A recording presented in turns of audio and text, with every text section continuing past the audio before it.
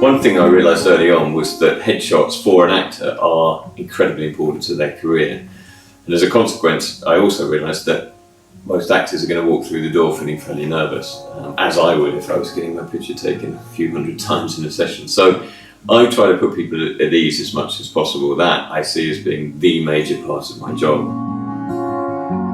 So I spend time getting to know the person, and there's a conversation and coffee before we pick up a camera, and hopefully by the time that we do, there's a comfortability with each other that allows us to get the best out of a session.